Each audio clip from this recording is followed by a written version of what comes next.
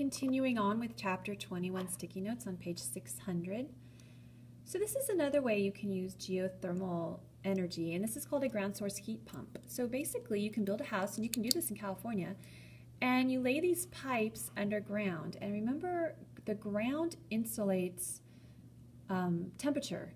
So the ground temperature is going to be warmer in the winter and colder in the summer, and you can just take this air and you let this air sit under here for a while and then pump it through your house. So in the summer, you can just pump this naturally cooled air from under the earth into your house to cool it. And in the winter, you can take this naturally warm because it's a consistent temperature underground. So it's going to be this temperature here is going to be warmer in the winter and cooler in the summer, and that's called ground source heat pump. We put in some new eco-friendly buildings around that have this system. It's pretty neat.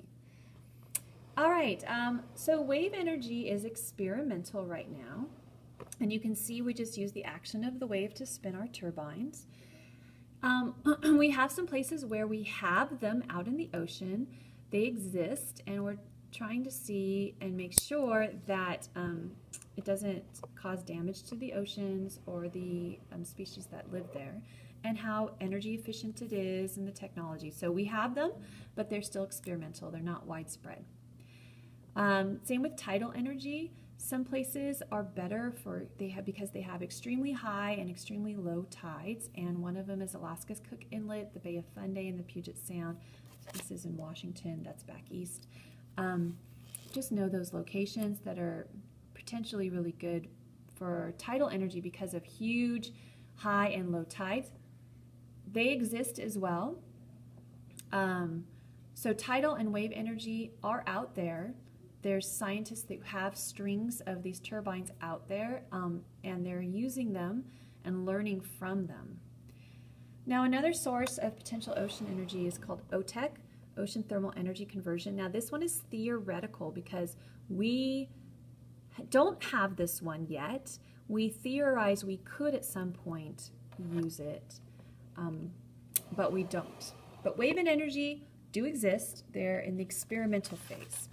And then here's tidal energy. So it shows you at a high tide and low tide, the force of the water coming in and out.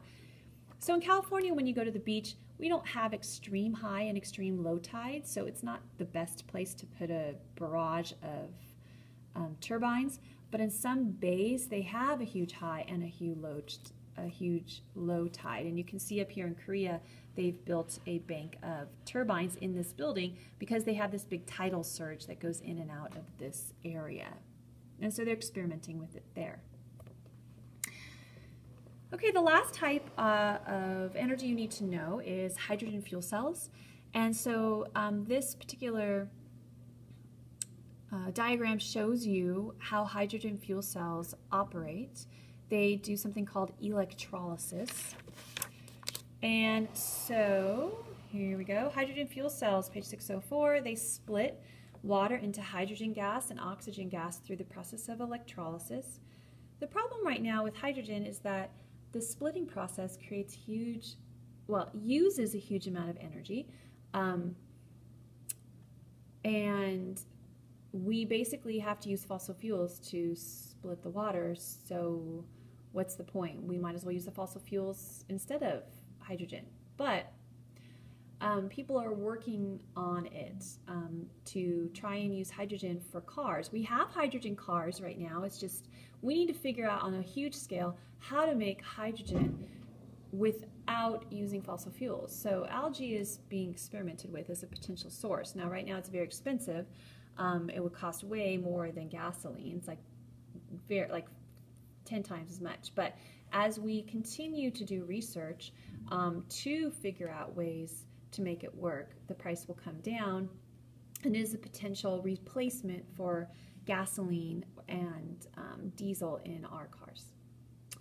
That's the end for chapter 21.